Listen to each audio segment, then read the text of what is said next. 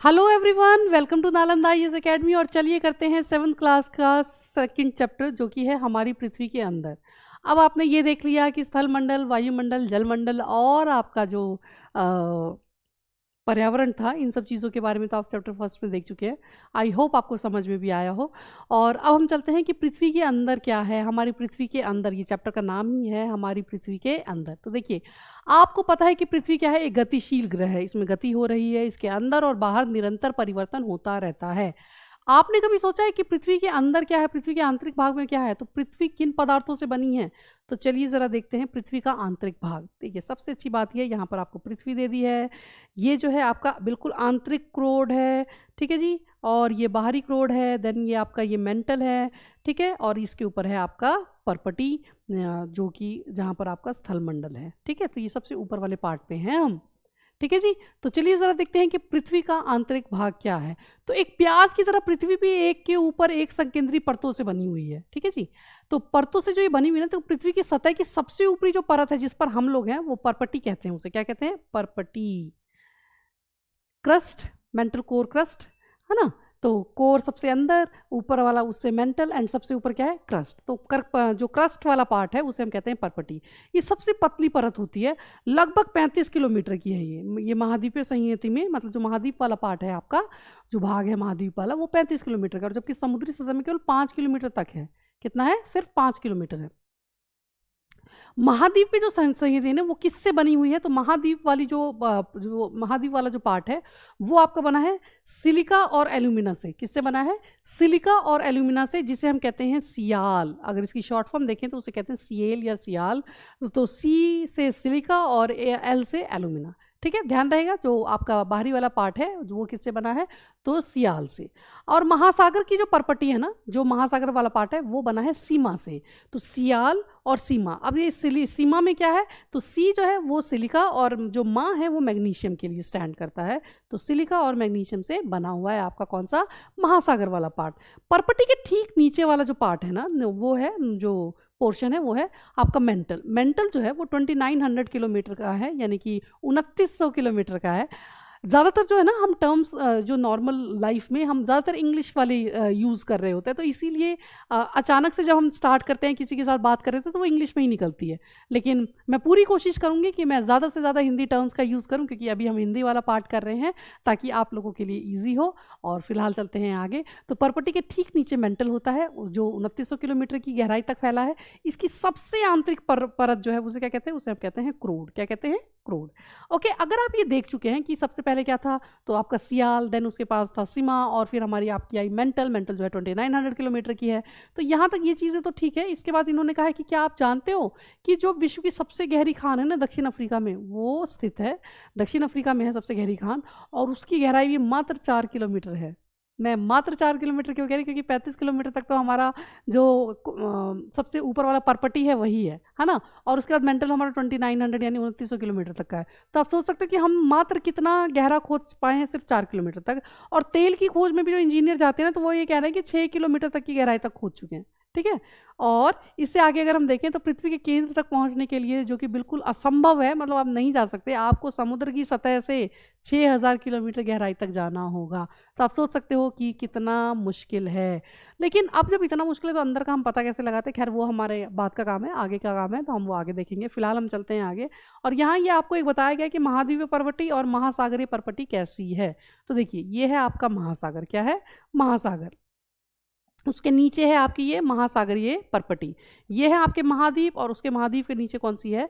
महाद्वीपीय परपटी, ठीक है जी। तो ये रही आपकी महाद्वीपीय, और उसके नीचे ये आपकी है महासागरीय परपटी। ओके, आई होप आपको ये चीज़ अच्छी लगी हो। हम चलते हैं आगे। और इन्होंने कहा कि आपकी जो पृथ्वी है, जिसकी त्रिज्या लगभग कितनी है? 3500 किलोमीटर है। यह मुख्यतः निक्कल एवं लोहे की बनी होती है। किसकी बनी होती है? निक्कल एंड लोहा।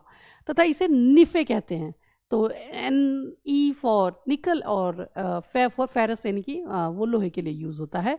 और केंद्रीय क्रोड का तापमान भी बहुत ज़्यादा है, जो बिल्कुल सेंटर में है ना क्रोड, उसका तापमान भी बहुत ज़्यादा है, और दाब भी बहुत ज़्यादा है। देखिए, टोटल जो है ना वो 6000 किलोमीटर है पृथ्वी का, जिसमें से 3500 किलोमीटर तो आपका हो गया कौन सा? क्रोड वाला हिस्सा, ठीक है। और 2900 जो था किलोमीटर, वो कौन सा था आपका? वो था आपका मेंटल वाला हिस्सा। और हम देख चुके हैं कि 35 वाला जो था वो क्या था, 35 आपका था ऊपर सबसे पहले परपटी वाले हिस्से में था, ठीक है। तो 3500 और 2900 एंड देन ये आपका 35। तो आई होप आपको ये सारी चीज़ें याद रहेंगी। और सबसे पहले था सियाल, देन था सीमा, और यहाँ पर है निफे। तो चलते हैं आगे और बात करते हैं क्या कि ये कह रहे हैं, क्या आप जानते हो कि पृथ्वी के आयतन का केवल 1% हिस्सा ही परपटी है। मतलब ओवरऑल जो आपकी जो पृथ्वी है ना, उसका सिर्फ 1% ही आपका क्या है, आपकी परपटी है। जो 84% हिस्सा है वो है आपका मेंटल, और 15% हिस्सा जो है वो है आपके क्रोड का। और पृथ्वी की जो टोटल त्रिज्या है ना वो है 6371 किलोमीटर, ठीक है। आगे चलते हैं। अब जब आप पृथ्वी की बात कर चुके हो तो शैल और खनिज जो आपको यहाँ पर मिलते हैं उनकी बात कर लेते हैं। तो पृथ्वी की जो परपटी है ना वो बहुत अनेक प्रकार के शैलों से बनी हुई है। और पृथ्वी को की परपटी बनाने वाले जो खनिज पदार्थ हैं वो किसी भी प्राकृतिक पिंड को, मतलब जो भी आपके परपटी को बना रहे हैं ना खनिज पदार्थ, उनको हम क्या कहते हैं, तो वो जो प्राकृतिक पिंड हैं जिनसे ये मिलकर बना है उसे हम कहते हैं शैल।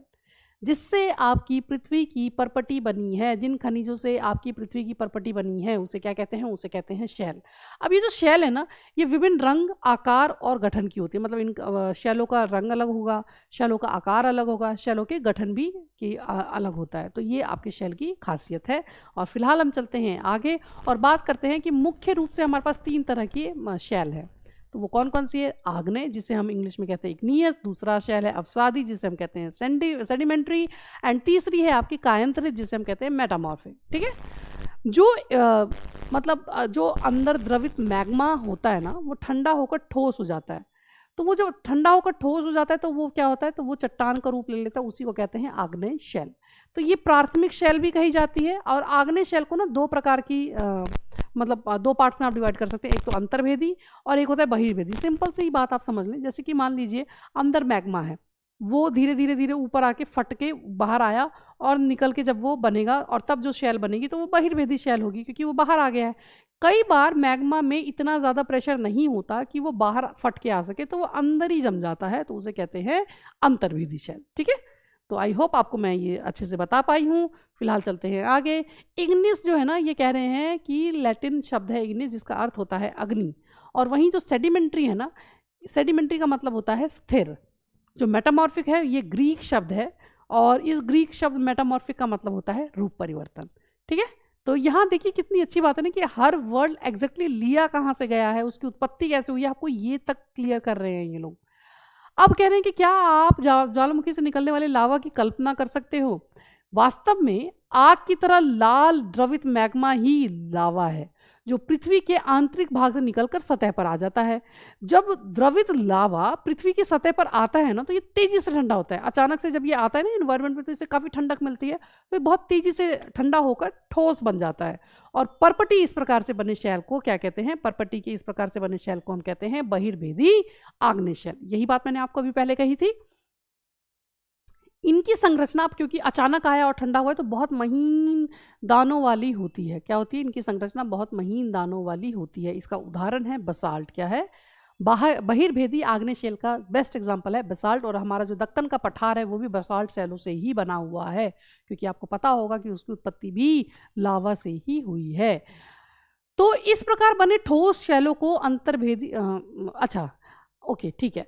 द्रवित मैग्मा यहाँ तक तो ठीक है। अब ये नेक्स्ट पॉइंट आपसे कह रहे हैं क्या कि द्रवित मैग्मा ना, अब जैसे प्रेशर था फट के बाहर आ गया, लेकिन कई बार ये भूपर्वती के अंदर गहराई में ही ठंडा हो जाता है। और जब ये अंदर ही ठंडा हो जाता है तो इस प्रकार से जो ठोस शैल बनते हैं ना उनको कहते हैं अंतर्भेदी आग्नेय शैल। डिफरेंस क्या है दोनों में, अंतर्भेदी और बहिर्भेदी में, कि बहिर्भेदी की बहुत महीन संरचना होती है, ठीक है, और जो अंतर्भेदी है वो अंदर ही है, तो वो धीरे धीरे ठंडा होगा। तो धीरे धीरे ठंडा होने के कारण क्या होता है, ये बड़े दानों का रूप ले लेता है। किसका रूप ले लेता है, बड़े दानों का रूप ले लेता है। और इसका एग्जाम्पल है ग्रेनाइट। ग्रेनाइट ऐसे ही शैल का एक उदाहरण है। तो ध्यान रखना, बहिर्भेदी का एग्जाम्पल है आपका बेसाल्ट और अंतर्भेदी का आपका एग्जाम्पल है ग्रेनाइट। अच्छा, लेई मसालों तथा दानों का चूर्ण बनाने के लिए जिन अपघर्षण पत्थरों का उपयोग होता है वे ग्रेनाइट से ही बने होते हैं। ओके, अब बात कर लेते हैं जीवाश्म की। जीवाश्म क्या है, तो शैलों की जो परतों में दबे मृत पौधे होते हैं ना, या जो जंतु के अवशेष होते हैं, मृत पौधे या जंतु के जो अवशेष होते हैं शैलों की परतों के बीच में, उसको हम कहते हैं जीवाश्म, ठीक है। ओके, आगे चलते हैं। शेल क्या होती है ना, अब जैसे ठीक है मैग्मा निकला, फूटा, बाहर आया और वो जम गया, तो बन गया आपका आग्नेय शेल। लेकिन आग्नेय शेल में कई बार लुढ़क कर, चटक कर, एक दूसरे से टकरा कर छोटे छोटे टुकड़ों में वो टूट जाता है। तो इन छोटे छोटे कणों को क्या कहते हैं? अवसाद कहते हैं। अब ये अवसाद क्या होगा ना कि कई बार इनको हवा या फिर जल एक जगह से दूसरी जगह ले जाता है, स्थानांतरित कर देता है, और एक जगह से जब ये दूसरी जगह ले जाता है तो वो फिर वहां पर जाके जमा होते हैं, एक के ऊपर एक के ऊपर लेयर्स में जमा होते हैं। तो ये अदृढ़ अदृढ़ है, दृढ़ नहीं होगा ना क्योंकि लेयर्स में बन रहा है। अवसाद दबकर एवं कठोर होकर शेल की परत बनाते हैं। क्या बनाते हैं? शेल की परत बनाते हैं। और इस प्रकार की शेलों को क्या कहते हैं? कहते हैं अवसादी शेल। ठीक है, अब इसका एग्जाम्पल क्या है? इसका उदाहरण है बलुआ पत्थर, रेत के दानों से बनता है। इन शैलों में पौधों, जानवरों और अन्य सूक्ष्म जीवाणुओं जैसे कि कभी इन शैलों पर रह रहे हैं कि जीवाश्म भी हो सकते हैं। इसीलिए जीवाश्म क्या है वो आपको पहले ही यहाँ पर बता दिया गया है। ओके, तो आग्नेय और अवसादी शैल में क्या है? देखिए, आग्नेय था, मैग्मा से निकला था, वही टूट फूट के कहीं जाकर जमा हो गया तो क्या बन गया? अवसादी बन गया। अब आग्नेय और जो अवसादी हैं इनमें उच्च ताप और उच्च दाब की वजह से, किसकी वजह से? ध्यान रखिएगा, उच्च ताप और उच्च दाब के कारण कायांतरित शैलों में परिवर्तित हो जाती है। आग्नेय और अवसादी उच्च ताप और उच्च दाब के कारण क्या होती है? कायांतरित शैल में परिवर्तित हो जाती है। और इसका एग्जाम्पल है आपका क्या? जैसे चिकनी मिट्टी स्लेट में, चूना पत्थर संगमरमर में परिवर्तित हो जाता है। तो ये होता है आपका कायांतरित शैल का उदाहरण। तो आई होप आपको अवसादी, आपको कायांतरित, आपको आग्नेय शेल समझ में आए होंगे। ठीक है, तो चलते हैं आगे। तो ये कह रहे हैं कि शेल ना हमारे लिए बहुत उपयोगी हैं। कठोर शेलों का उपयोग सड़क, घर और इमारत बनाने के लिए किया जाता है। ऑब्वियस है, जो कठोर है तो हम उसी से बनाएंगे ना ताकि ठोस रहे। और आप पत्थरों का उपयोग कई खेलों में भी करते हैं। उदाहरण है इसका, जैसे आप सात पिट्ठू खेलते हैं, मुझे नहीं पता आप लोग खेलते हैं नहीं, कमेंट में बताएं आपने कभी खेला भी है नहीं। चिपड़ी क्या है कि स्टापू या किटकिट जिसे कहते हैं, 5 पत्थर गीटी वाला जो खेला जाता है आदि, ये इस तरह के खेल हैं जो कि इन पत्थरों के यूज से खेले जाते हैं। आप अपने दादा दादी, माता पिता, पड़ोसियों या अपने मतलब इन सब से पूछ के आप और भी खेलों की जानकारी ले सकते हो कि उन्होंने अपने टाइम पर कौन कौन से खेल खेले हैं। अब कह रहे हैं कि जैसे ये लाल किला है, ये भी आपका पत्थर से बना है, लेकिन कौन से पत्थर से बना है? तो लाल बलुआ पत्थर से बना है। जो आपका ताजमहल है वो वाइट है, सफ़ेद है, तो वो किससे बना है? सफ़ेद संगमरमर से बना है। तो यहाँ आपको ये भी बता दिया है कि किस तरह से इमारतें बनाई जाती हैं पत्थरों से। अब कह रहे हैं कि आपको जानकर आश्चर्य होगा। क्या आश्चर्य होगा? कि किन्हीं निश्चित दशाओं में एक प्रकार की शैल चक्रीय तरीके से एक से दूसरे में भी परिवर्तित हो जाती है।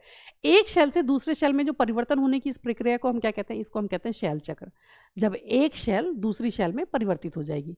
आप जानते हैं कि द्रवित मैग्मा, जैसे यहाँ पर आपको सिंपली बता दें, द्रवित मैग्मा जब ठंडा होता है तो आपको पता है आग्नेय शैल बन जाता है ना। आग्नेय शैल छोटे छोटे टुकड़ों में टूटकर एक स्थान से जब दूसरे स्थान पर स्थानांतरित हो जाता है तो वो अवसादी शैल का निर्माण करते हैं। और फिर जब ताप और दाब के कारण आग्नेय और अवसादी शैल जो है वो कायांतरित में बदल जाते हैं। ये 3 चीजें तो आप अभी तक देख ही चुके हैं, है ना। तो इतनी चीजें तो आप यहाँ पर देख ही चुके हैं। ताप और दाब के कारण आग्नेय और अवसादी जो है कायांतरित शैल में बदल गए।